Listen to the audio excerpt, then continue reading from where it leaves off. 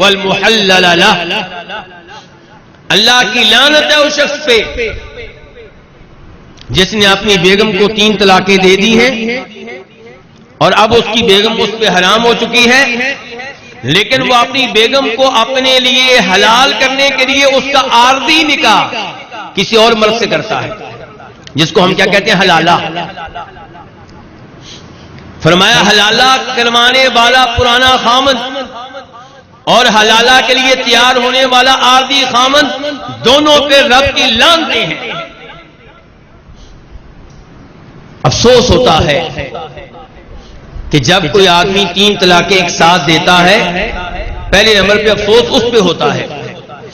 شریعت ایک ہی موقع پہ 3 طلاقیں دینے سے منع کرتی ہے۔ اس طلاق کو طلاق بدعت قرار دیا گیا ہے۔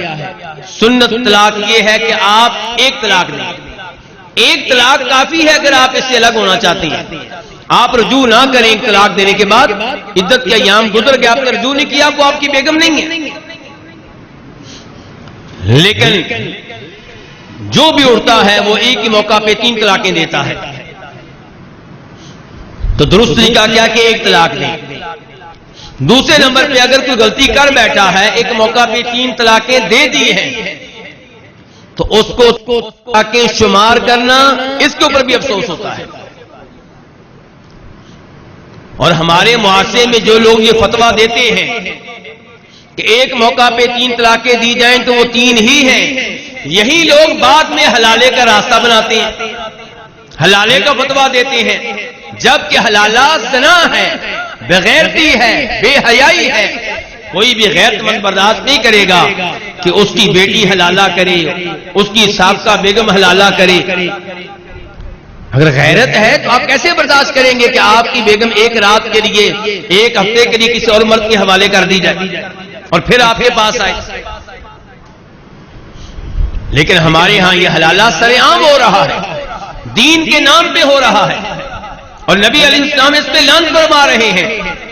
درست راستہ کیا تھا کہ آپ حدیث کے مطابق یہ فتویٰ دیتے، مسلم شریف کی حدیث ہے، اس کے مطابق آپ یہ فتویٰ دیتے کہ ایک موقع پہ 3 طلاقیں دی جائیں تو وہ ایک طلاق شمار ہو۔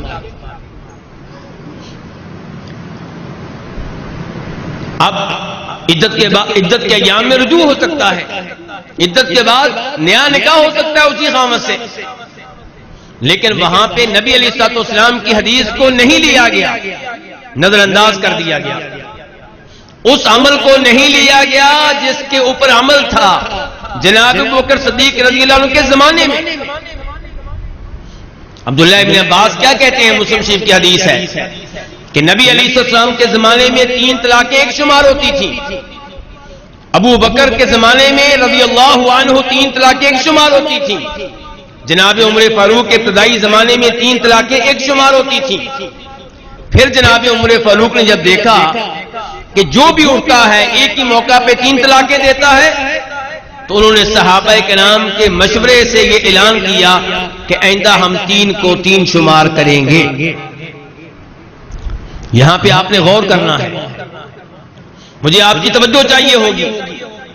ایک طرف ہے وہ عمل جو اللہ کے نبی علیہ السلام کے زمانے میں تھا، ابو بکر صدیق کے زمانے میں تھا، عمر فاروق کے ابتدائی زمانے میں تھا، اور ایک طرف وہ عمل ہے جو جناب عمر فاروق کے آخری زمانے میں تھا۔ کون سا لینا چاہیے؟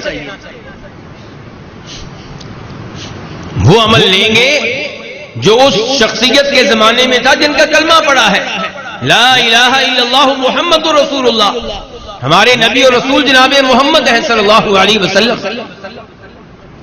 دوسرے نمبر پہ جناب عمر فاروق کا یہ فیصلہ بطور نبی نہیں تھا، کیونکہ وہ نبی نہیں تھے۔ اللہ کے نبی علیہ السلام نے جو شریعت دے دی، قیامت تک دنیا کی کوئی طاقت اسے منسوخ نہیں کر سکتی، کینسل نہیں کر سکتی۔ جناب عمر فاروق نے پھر یہ فیصلہ کیوں دیا؟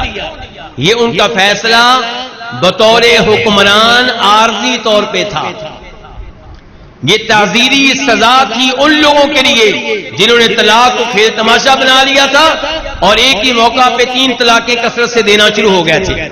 تو جناب عمر فاروق نے یہ اعلان کیا تاکہ یہ لوگ شریعت کی خلاف ورزی سے باز آ جائیں، طلاق دینے میں احتیاط کریں۔ اس کا مطلب یہ نہیں تھا کہ جناب عمر فاروق کے اس آرڈر کی وجہ سے اللہ کے نبی علیہ السلام کی شریعت قیامت تک کے لیے کینسل ہو جائے گی، ایسا نہیں ہے۔